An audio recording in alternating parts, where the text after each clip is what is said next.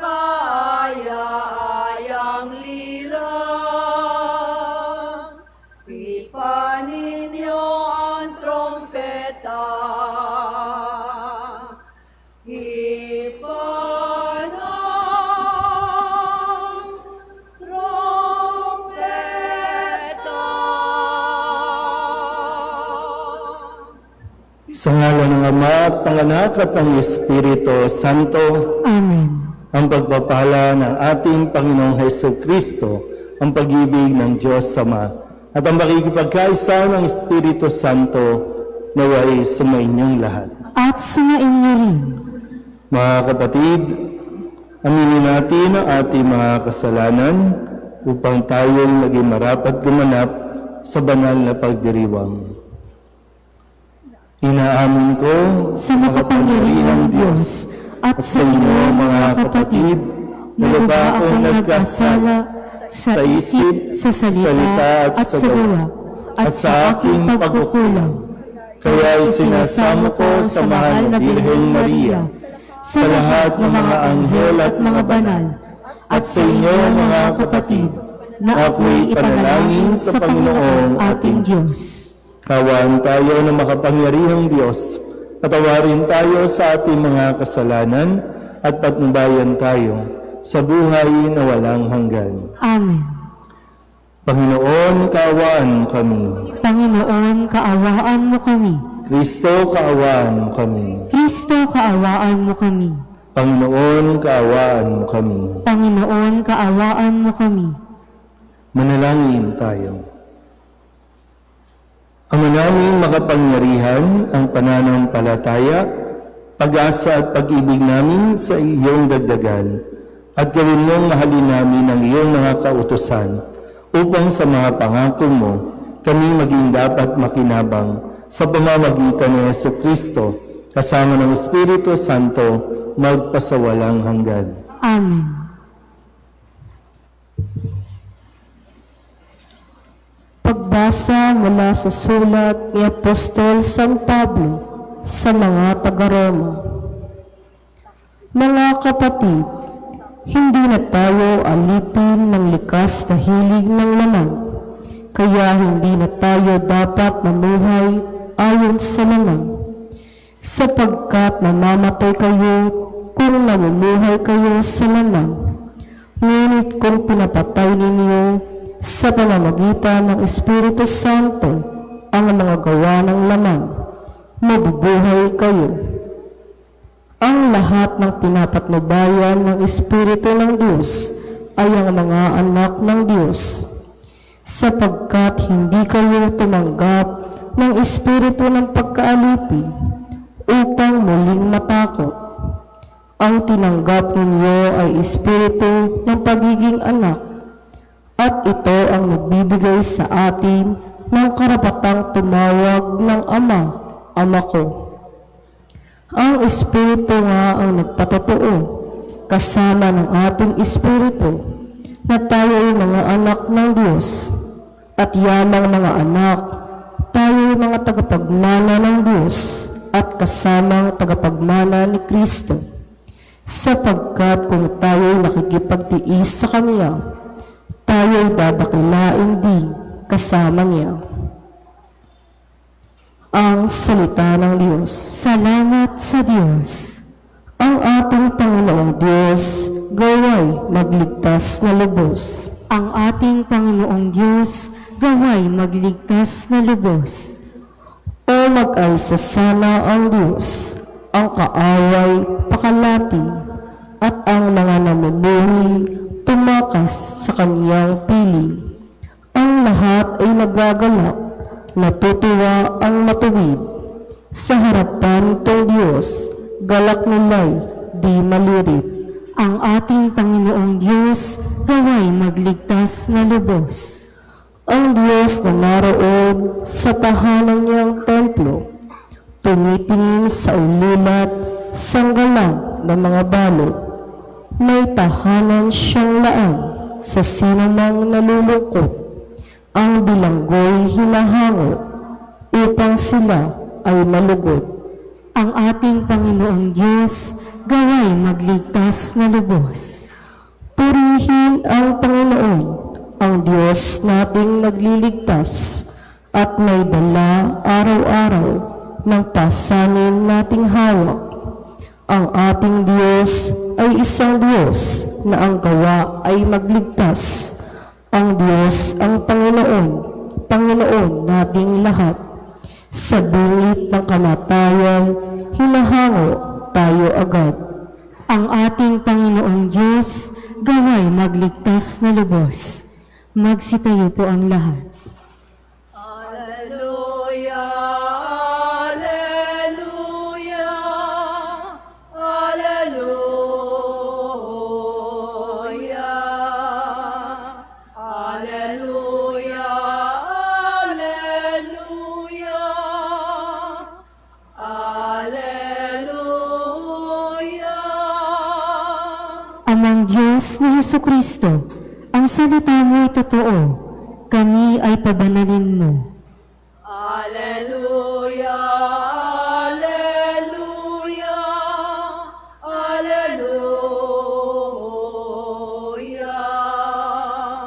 Alleluia,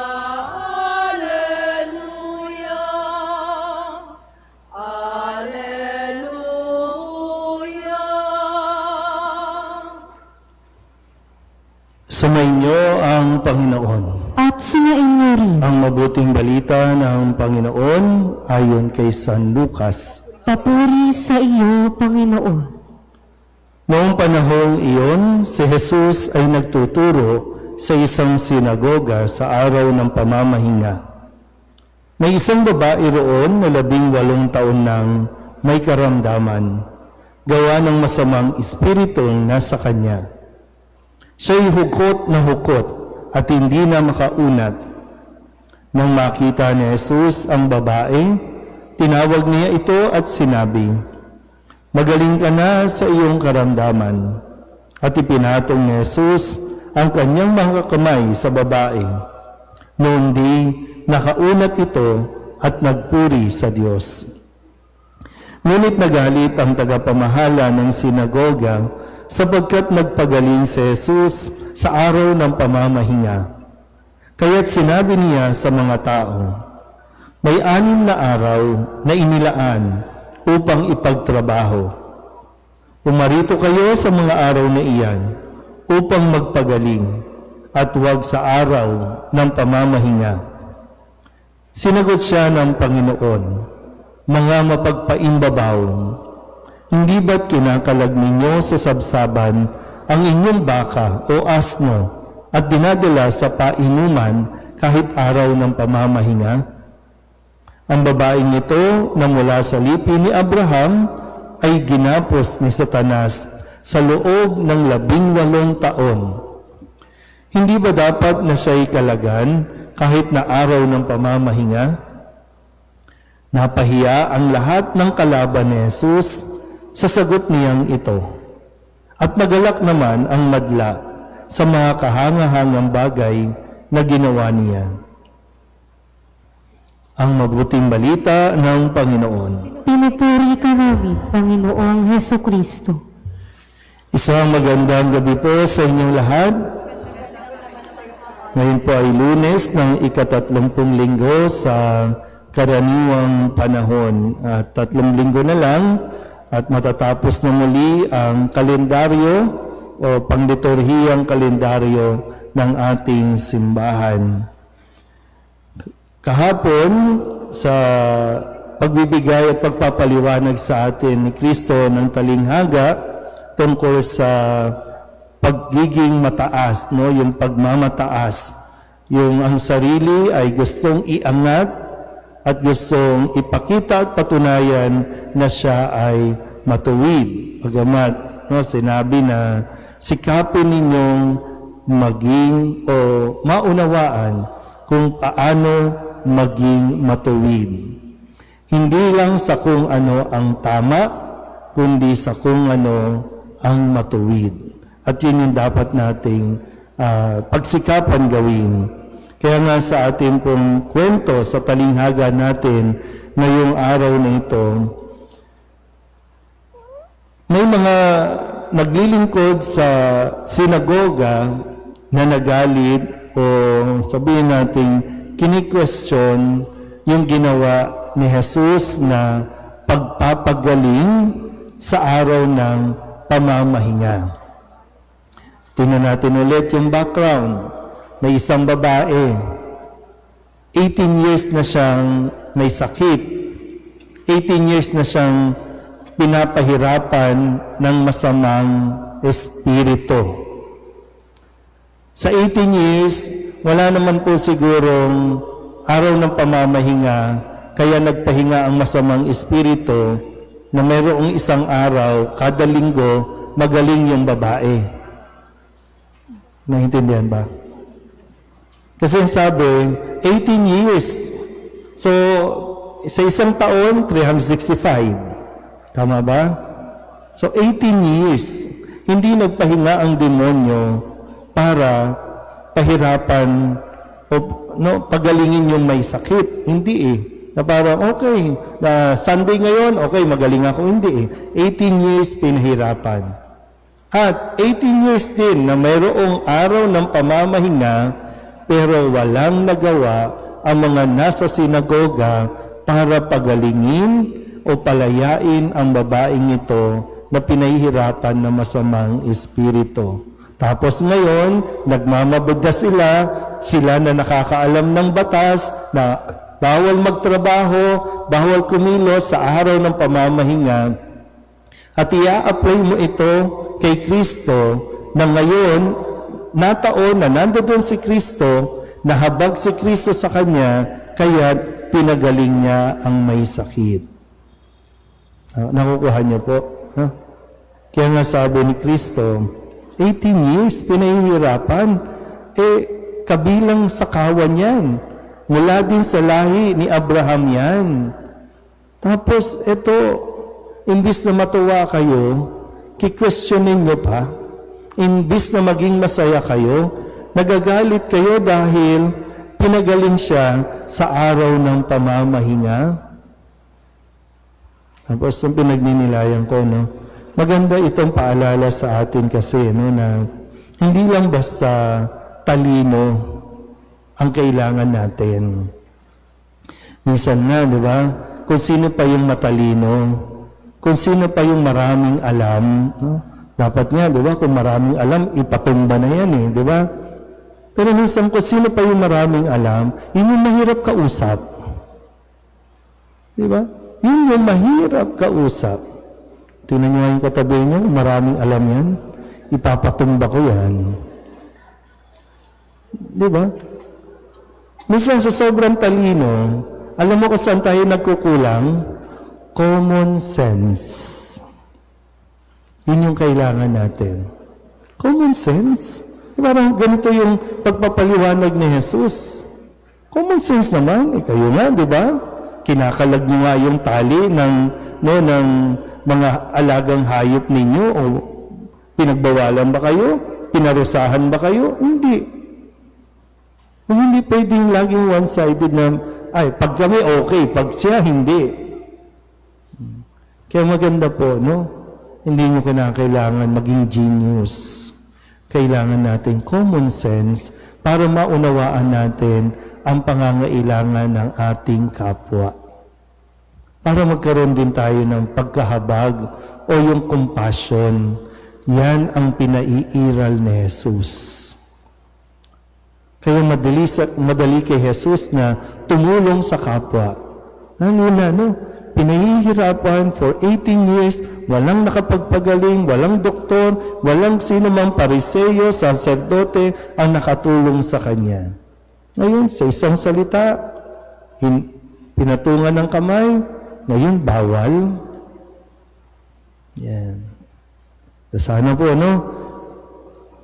Maging mapagmasid din tayo, no? Sa atin po mga nagiging hatol, o mga sinasabi na baka nawawala tayo sa common sense natin. At kapag nawawala tayo sa uliran, yan, nababaliw tayo. O mas mahirap yun, ha? So, kaya medyo alalayan natin ang ating mga sarili, ha? Huwag masyadong magmabida, huwag masyadong magmagaling. Kasi minsan kala mo magaling ka, nasisiraan ka na ng ulo. Hindi ka na normal, ha? Hindi ka na normal. So, ganun lang tayo. Isihan mo lang, no? Isihan mo lang ang buhay, isihan mo lang ang pakikisama, o kaya naman makisama ka ng medyo alalay lang, ha? Maganda yung may alam ka, pero unawain mo mabuti paano gagamitin sa tamang konteksto ang ating pong karunungan. Amen?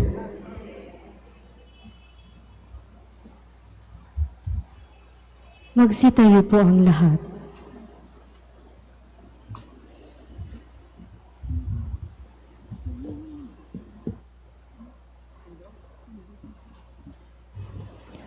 Oratio Imperata para sa katapatan, katotohanan at katarungan. Amang makapangyarihan sa lahat, ikaw ang gumabay sa iyong bayan mula sa pagkaalipin bilang haliging ulap sa araw at haliging apoy sa gabi. Sa panahon ito ng panlilinlang at katiwalian na bumabalot sa aming bayan, ipamalas mo sa amin ang iyong liwanag na nagtataboy sa lahat ng dilim. Inaamin namin kami rin ay madalas lumalakad sa kadiliman, sa aming pananahimik, pagkibit-balikat at kawalang pakialam. Hinayaan naming lumaganap ang kasinungalingan at umusbong ang katiwalian. Patawarin mo kami, Panginoon, at linisin mo ang aming mga puso sa kasalanang bumubulag at sumisira, kasalanang umaagaw ng pagkain sa mahihirap at ng pag-asa sa buong bayan. Ipagkaloob mo sa amin ang mga pinulong kawangis ng puso ng iyong anak, mga pastol na handang maglingkod, hindi mga lobong sumisilap.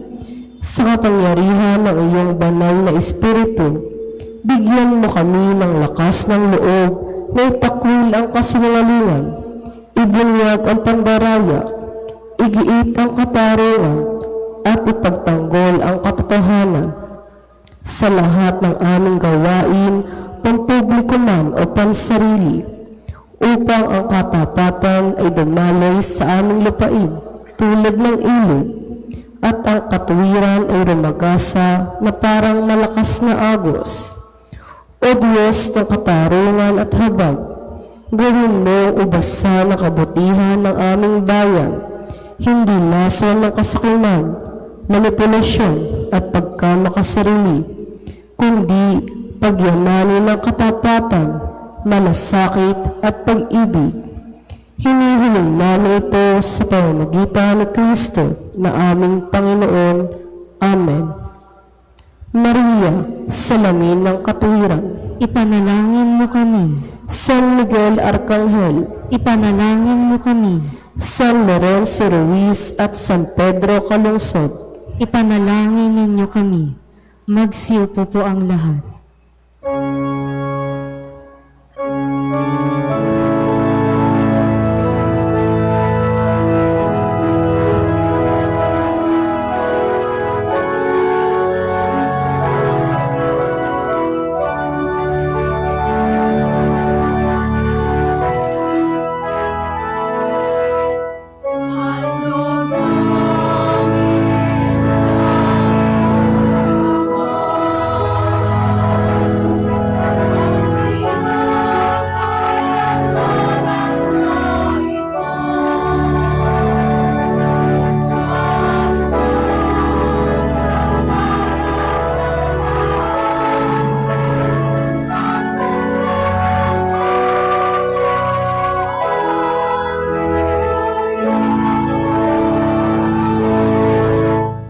Magsitayo po ang lahat. Manalangin kayo mga kapatid upang paghahain natin ay kalugdan ng Diyos amang makapangyarihan. Tanggapin nawa ng Panginoon itong paghahain sa iyong mga kamay, sa kapurihan niya at karangalan sa aming kapakinabangan at sa buong sambayanan niyang banal. Ama naming lumikha, tunghayan mo ang mga alay na aming inihahain sa iyong kadakilaan, upang ang paglilingkod na aming ginagampanan ay humantong sa iyong lalong ikadarangal sa pamamagitan ni Jesucristo kasama ng Espiritu Santo magpasawalang hanggan. Amen. Sumainyo ang Panginoon. At sumainyo rin, Itaas sa Diyos ang inyong puso at diwa. itinaas na namin sa Panginoon. Pasalamatan natin ang Panginoong ating Diyos. Marapat na siya ay pasalamatan. Ama naming makapangyarihan, tunay ngang marapat na ikaw ay aming pasalamatan. Pinagbibigyan mong ito ay aming maihayag kahit na ito'y walang anumang maidaragdag sa kadakilaan sa iyo ay likas. Sa pagpupuri namin ang nakikinabang ay kami ring iyong pinakikiharapan sa pamamagitan ng iyong anak na minamahal. Kaya kaysa ng mga anghel na nagsisiawit ng papuri sa iyo na walang humpay sa kalangitan, kami nagbubunyi sa iyong kadakilaan.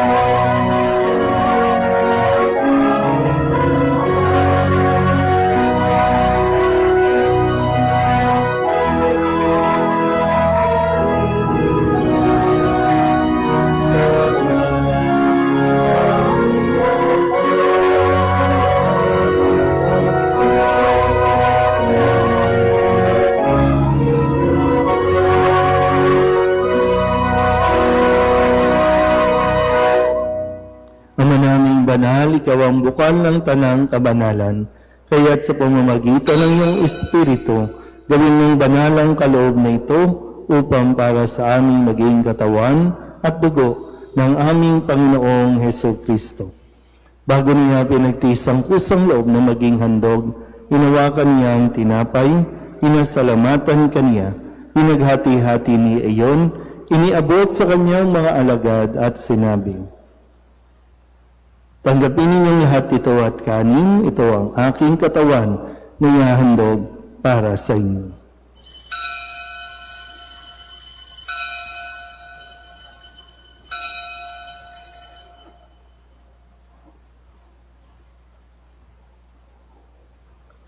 Gayun din naman nang matapos ang hapunan, inawakan niya ang kalis, muli kaniyang pinasalamatan, iniabot niya ang kalis sa kanyang mga alagad at sinabi, "Tanggapin ninyong lahat ito at inumin. Ito ang kalis ng aking dugo, ng bago at walang hanggang tipan. Ang aking dugo na ibubuhos para sa inyo at para sa lahat, sa ikapagpapatawad ng mga kasalanan. Gawin niyo ito sa pag-alaala sa akin."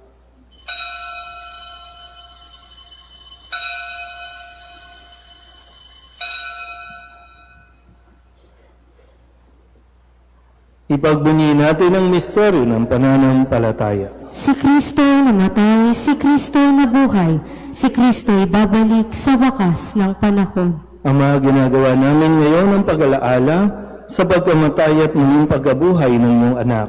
Kaya tiniaalay namin sa iyo ang tinapay na nagbibigay buhay at ang kalis na nagkakaloob ng kaligtasan. Kami nagpapasalamat dahil kami iyong minarapat na tumayo sa harap mo para maglingkod sa iyo. Isinasama namin kami magsasalo-salo sa katawan at tugo ni Kristo ay mabuklod sa pagkakaisa sa pamamagitan ng Espiritu Santo. Ama, lingapin mo ang iyong simbahang laganap sa buong daigdig. Puspusin mo kami sa pag-ibig kay San Leon na aming Papa at ni Jose na aming Obispo at ng Tanang Kaparian. Alalahanin mo si Loida na tinawag mo mula sa daigdig na ito. Nung siya'y binyagan, siya'y nakaisa ni Kristo sa pagkamatay. Ngayon siya'y pumanaw, naway makaisa siya ni Kristo sa pagkabuhay. Alalahanin mo rin ang mga kapatid naming nahimlay na may pag-asang sila'y muling mabubuhay, gayon din ang lahat ng mga pumanaw.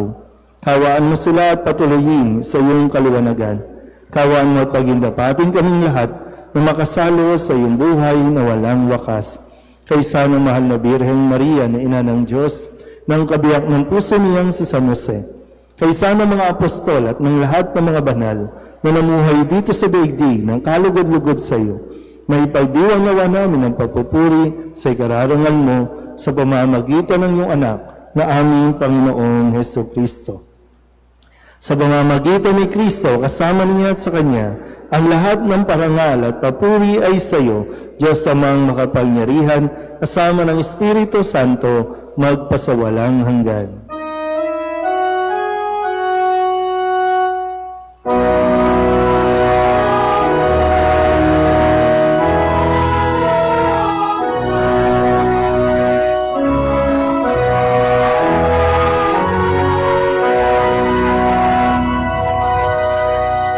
Sa tagabili ng manakagagaling na utos at turo ni Jesus sa Panginoon natin at Diyos, ipahayag natin ang lakas loob.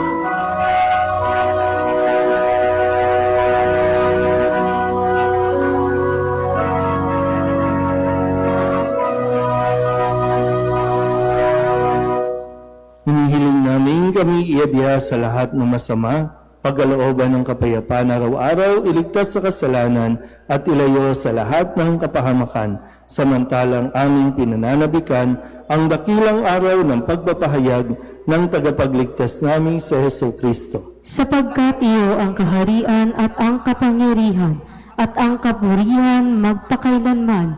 Amen. Panginoong Heso Kristo, sinabi mo sa iyong mga apostol, kapayapaan ang iniiwan ko sa inyo, ang aking kapayapaan ang binibigay ko sa inyo. Tunghayan mo ang aming pananampalataya at huwag ang aming mga pagkakasala. Pagkalooban mo kami ng kapayapaan at pagkakaisa ayon sa iyong kalooban, kasama ng Espiritu Santo, magpasawalang hanggan. Amen. Ang kapayapaan ng Panginoon ay laging sumainyo. At sumain niyo rin. Mabigayan po tayo ng kapayapaan sa isa't isa. Kordero ng Diyos na nag-aalis ng mga kasalanan ng sanlibutan, maawa ka sa amin. Kordero ng Diyos na nag-aalis ng mga kasalanan ng sanlibutan, maawa ka sa amin. Kordero ng Diyos na nag-aalis ng mga kasalanan ng sanlibutan, ipagkaloob mo sa amin ang kapayapaan. Ito ang kordero ng Diyos. Ito ang nag-aalis ng kasalanan ng sanlibutan. Mapalad ang mga inaanyayahan sa kanyang piging. Panginoon, hindi ako karapat-dapat na magpatuloy sa iyo, ngunit sa isang salita mo lamang ay gagaling na ako.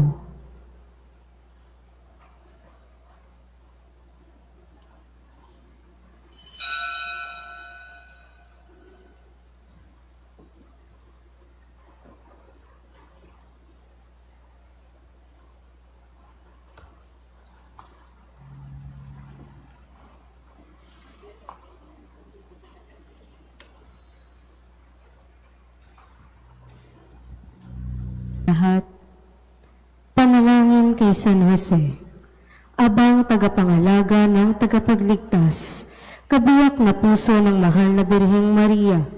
Sa iyo ipinagkatiwala ng Diyos ang kaisa-isa niyang anak. Sa iyo nagtiwala si Maria. Sa piling mo, si Kristo'y naging tao. Maging ama ka rin sa amin, pinagpalang Jose, at kabayan mo kami sa landas ng buhay. Ihingi mo kami ng biyaya, awa at tapang, at ipagtanggol kami sa lahat ng masama. Amen. Magsitayo po ang lahat. Manalangin tayo. Ama naming mapagmahal, maging lubos nawa ang aming pakikinabang sa tinanggap namin sa piging mong banal, upang ang aming ginaganap ng lantaran ay siyang aming makamtang tunay sa pamamagitan ni Yesu Kristo, kasama ng Espiritu Santo, magpasawalang hanggan. Amen. Sumainyo ang Panginoon, At sumain niyo rin. at pagpalain kayo ng makapangyarihang Diyos, Ama at Anak, at Espiritu Santo. Amen. Tapos ang banal na misa, humayo tayo sa kapayapaan ni Kristo. Salamat sa Diyos. Magandang gabi po.